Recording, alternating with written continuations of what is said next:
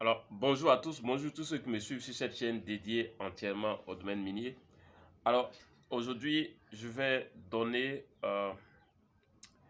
trois choses à observer si vous êtes un responsable HSE. Alors, je suis Kwasi Justin. Pour ceux qui prennent en main pour la première fois cette chaîne, je suis géologue minier et aussi responsable HSE. Et je vais donner trois petits conseils si vous êtes responsable HSE à appliquer rapidement afin de pouvoir réussir votre mission de HSE. Alors, il y a trois éléments à prendre en compte. Première chose, le leadership. Troisième chose, les standards, les procédures. Quatrième chose, la communication. Et troisième chose, pardon, la communication. Donc, le leadership, les procédures ou les standards et la communication. Le leadership, ça veut dire que quoi? Ça veut dire que vous devez anticiper sur certaines choses. Vous devez avoir une certaine vision de l'activité pour laquelle vous êtes responsable HSE. Donc, vous devez prendre le leadership. Par exemple, si vous constatez que vous avez des véhicules et que vous pensez, vous devez déjà prendre le leadership sur le fait qu'il peut y avoir des accidents parce que l'activité se déroule peut-être dans une zone où il y a une certaine un certain potentiel, une susceptibilité qu'il y ait des accidents. Dans ce cas, vous allez prendre le leadership rapidement sur ça. Et ensuite, la deuxième chose que vous allez faire, vous allez établir des procédures ou des standards. Par exemple, vous allez établir les limitations de vitesse. Vous allez établir des procédures telles que l'inspection, par exemple, des véhicules de manière périodique. Vous allez mettre en place un certain nombre de procédures. Et la troisième chose à faire, c'est la communication. Parce que lorsque si vous êtes HSE, sachez que chaque fois que vous allez établir des procédures, il va y avoir des gens qui vont trouver que, parce que ça a changé leur manière de faire. Le gars a l'habitude de conduire toujours comme il veut. Et tout d'un coup, on lui dit, bon, tu ne peux plus rouler comme ça, tu ne peux plus rouler comme ça, tu dois avoir toujours ta ceinture, tu dois contrôler tes pneus à tout moment avant de bouger. Lui, c'est comme si vous modifiez son comportement habituel. Du coup, il peut s'opposer.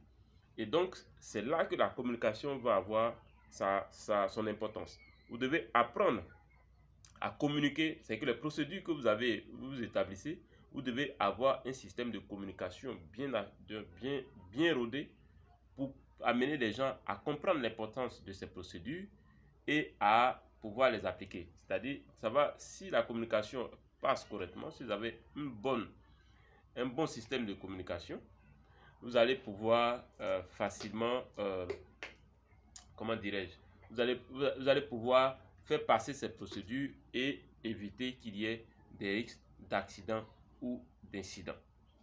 Alors donc, je résume rapidement ces trois conseils.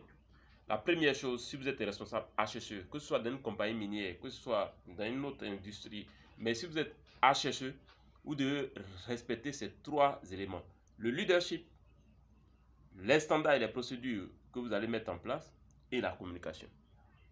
Le leadership, c'est de pouvoir facilement vous projeter par rapport à l'activité, identifier les problèmes que cela peut entraîner, par exemple, et ensuite prendre le leadership sur ces problèmes pour les résoudre.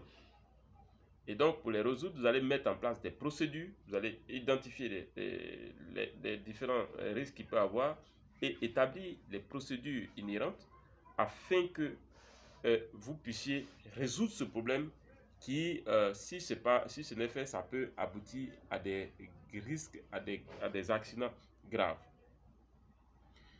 Et donc, lorsque vous avez établi ces procédures, vous allez alors déployer un système de communication qui peut aller, ça peut être transversal ou vertical, mais votre système de communication doit être très efficace, rodé, de sorte à inculquer, parce que en termes HSE, vous devez intégrer une certaine culture dans l'esprit de vos collègues ou bien dans l'esprit des travailleurs qui généralement viennent dans l'entreprise avec une manière de faire et arriver dans l'entreprise.